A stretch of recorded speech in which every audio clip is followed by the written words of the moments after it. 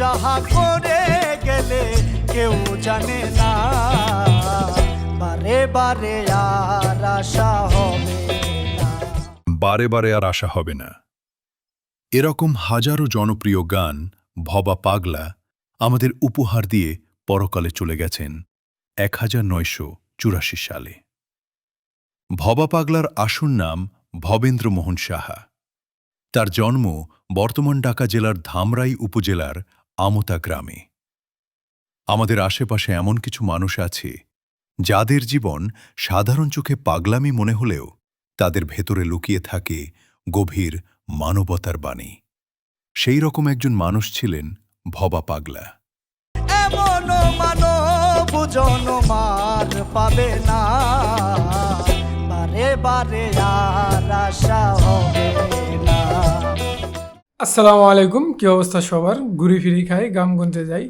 ঘুরতে ঘুরতে আমি চলে গেছিলাম আধ্যাত্মিক সাধক ভবা পাগলার বাড়িতে। আপনারা এই যে ছবিটি দেখতে পাচ্ছেন, এটি ভবা পাগলা। তার যে অলৌকিক ক্ষমতার গুণ ছিল সে সম্পর্কে আজকে আমরা জানবো, এবং তিনি যে ছোটোবেলায় যে ঘরে বেড়ে উঠেছে সেই ঘরটি আমরা দেখব, এবং যে অলৌকিক গাব গাছ, যে গাব গাছের নিচ থেকে মাটি দিয়ে সন্দেশ বানালে সেটা সত্যিকার সন্দেশ হয়ে যেত। তো সব কিছু আজকের ভিডিওতে দেখব। তার আগে বাউল শফি মণ্ডল গুরুত্বপূর্ণ কিছু কথা বলছে ভবা পাগলাকে নিয়ে, সে কথাগুলো আমরা একটু শুনে আসি।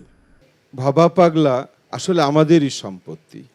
দুই দেশের একটা সেতু বন্ধন করেছিলেন দুটি মহাজন, একটা হলো ভবা পাগলা আর একটা হলো বিজয় সরকার। আচ্ছা, তুমি কি জানো একদিন ভবা পাগলাকে মনীষীরা প্রশ্ন করেছিল যে তুমি এত ভালো লিখো, তো তোমার নাম পাগলা কেন? তোমার মধ্যে তো পাগলামির কিছু দেখি না। তো বলছে আসলে তো আমি পাগল না, সেই পাগল না, আমার পা আগলা, সেই জন্য আমাকে বলে পাগলা। আবার ভবা পাগলারে রসের তত্ত্ব গো, এই জীবে জানবে কি করে, ওরে এক মন যার সেই যেতে পারে। ভবা পাগলার পৈতৃক এই বাড়িতে যা কিছু আছে সব কিছু আমাদের সামনে তুলে ধরবেন এই দাদা, যে বর্তমানে এই বাড়ি ও মন্দিরের দেখাশোনা করেন। ভবা পাগলা তার কাছে কোনো ভেদাভেদ কোনো কিছু ছিল না। সে হলো পরম গুরু। এটা তার জন্মস্থান বাড়ি, এই জায়গায় পাগলে জন্ম নিছে, এই জায়গায় নীলা খেলা করছে। এই যে শীত গাব গাছ, এই গাব গাছের নিচে মার সাথে খেলা করতো, খেলা করে মাটির সন্দেশ দিয়ে মাকে দিত, ওইটাই ছানার সন্দেশ হয়ে যেত। পাগলের গান হাজার হাজার, মনে হয় না এর মতো অন্য কেউ গায়ে এত গান লেখা পারছে। পাগলের গান 1 লক্ষের উপরে গান আছে ভবা পাগলা।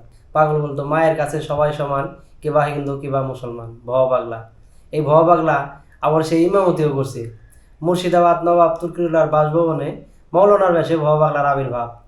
আষাঢ় শ্রাবণ ভাদ্র সে 3 মাস ইমামতি করছে। এর জন্য আমাদের মন্দিরেও কোনো ভেদাভেদ নেই। এটা হলো ভবা পাগলা মার সমাধি, পাগলের মারে রাখা আছে। আর এই পাশে এদিকে আসেন।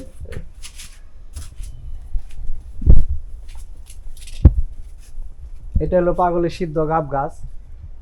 এই জায়গায় পাগল আবার আপনার অনুরাগে পাগল এই ডালটার মধ্যে ফাঁসি দিছিল। ফাঁসি দেওয়ার পর আপনার ওই ফাঁসির দড়িটা ছিঁড়ে ওইটা বেল ফুলের মালা হয়ে গেছে। এখন ওইটা আছে আপনি ইন্ডিয়া কালনা মন্দিরে। হ্যাঁ হ্যাঁ, পাগলের অনেক লক্ষ লক্ষ শিষ্য ভক্তবৃন্দ আছে, অনেক মন্দিরও হইতেছে। আর আমরা একটু ওই পাশটা যাই। এই যে দেখেন, এইটা হলো পাগলের মার হাতে, এটা হর্তুকি গাছ, অনেক বড়। হ্যাঁ, এটা পাগলের মার হাতে করা আছে।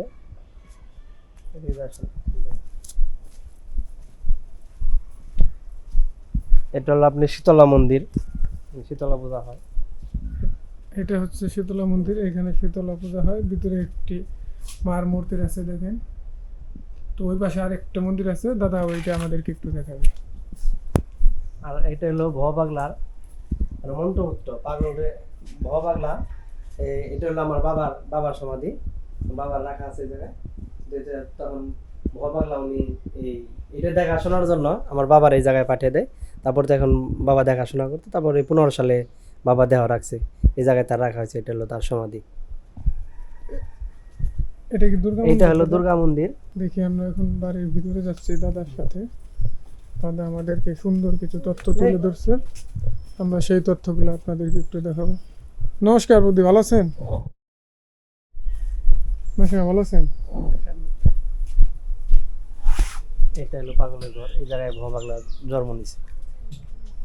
এই হচ্ছে সেই ঘর যেখানে হচ্ছে আমাদের ভবা পাগলা জন্মগ্রহণ করছে। ঘরটা একটু দেখাই আপনাদেরকে। ভিতরে ভিতরে যাওয়া যাবে দাদা? তো দাদা আমাদেরকে অনেক হেল্প করলো, ওনার সম্পর্কে অনেক কিছু বললো। আর এই ঘরে হচ্ছে ভবা পাগলা জন্মগ্রহণ করছে। ঘরটা দেখুন, মানে আদি যুগের যে জমিদার বাড়ি ছিল সেরকম একটি ঘর। হয়তোবা এখন কালের বিবর্তনে ঘরটা একটু ভেঙে গেছে অযত্নে। তো ঘরটা দেখাইলাম। আবার এই ঘরে যখন ভবা পাগলা সে পাকুটিয়া স্কুলে লেখাপড়া করতো, তখন ভবা পাগলা হলো দুই ভাই, ভবেন্দ্র মোহন চৌধুরী আর দেবেন্দ্র মোহন চৌধুরী। তখন ভবা পাগলার বড় ভাই বউ এরকম আসছে। ভবা পাগলার বড় ভাই একটা চিতল মাছ আনছে। চিতল মাছটা পাগল খুব পছন্দ করতো। তারপরে সে বৌদির বলছে, বৌদি এই চিতল মাছের মাথাটা আমার জন্য রাইখা দেবে, আমি স্কুল থেকে এসে চিতল মাছের মাথা দিয়ে ভাত খাবো। তারপরে ঠিক আছে ভাই, তুমি স্কুলে যাও, যা তোমার চিতল মাছের মাথা রাখুন। তারপর আসছে স্কুল থেকে, আসার পর এখন ওই বৌদি চিতল মাছের মাথা রাখে না, ওইটা করছে বড় ভাইরে দিয়ে দিছে।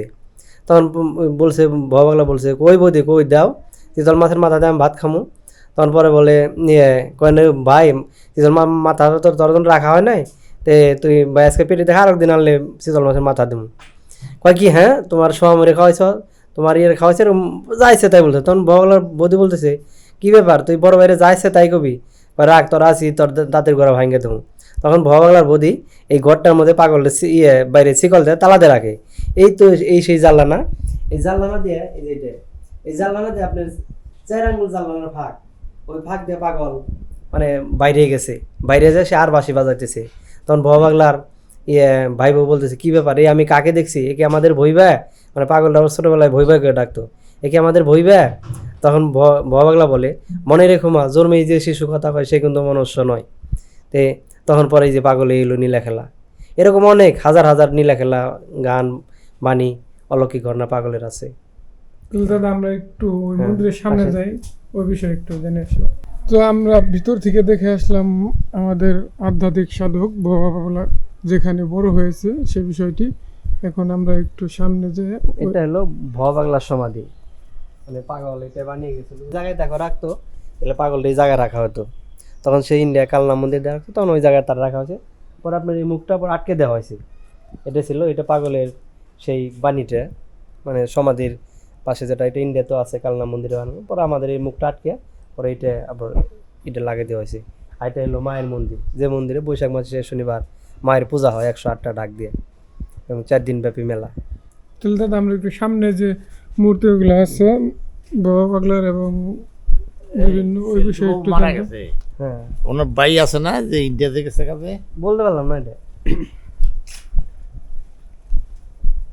আর এই হলো পাগলের চেয়ার, পাগলের মার সমাধি, সমাধির পাশেই পাগলের চেয়ার, মার চরণের পাশে পাগল সবসময় বসতো। আর এইটা হলো পাগলের পুকুর, এই পুকুরে সে অনেক নীলা খেলা অনেক কিছু করছে এই পুকুরটায়। আর এটা হলো পাগলের সাধনা মন্দির। আর এই যে আপনার এই মূর্তিটা বানানো হয়েছে মনে হয় 5-6 বছর হয়। এটা আমাদের মন্দির যে সভাপতি আছে সেই এই মূর্তিটা বানিয়ে দিছে। তো দাদা আমাদেরকে খুবই চমৎকার তথ্য দিলেন, অনেক কিছু জানা ছিল না আমাদেরকে জানাইলেন। তো আপনাদের কাছে কেমন লাগলো সে বিষয়টা আমাদেরকে কমেন্টে জানাবেন। তবে তিনি ছিলেন আধ্যাত্মিক একজন সাধক, তার সাধনা ছিল খুবই গভীর, যা বলে বা দেখিয়ে আপনাদেরকে প্রকাশ করতে পারবো না। তো সবাই ভবা পাগলার চরণে ঘুরতে আসবেন। আজকের ভিডিওটি আপনাদের কেমন লাগলো সেটি কমেন্ট করে জানাবেন। আমি আমার সাধ্যমতো ভবা পাগলার জীবন কাহিনী ও তার আদিবাড়ি তুলে ধরার চেষ্টা করেছি। জানি না কতটুকু পেরেছি। ভিডিও ভালো লাগলে চ্যানেলটি সাবস্ক্রাইব করে আমার পাশেই থাকবেন। ধন্যবাদ।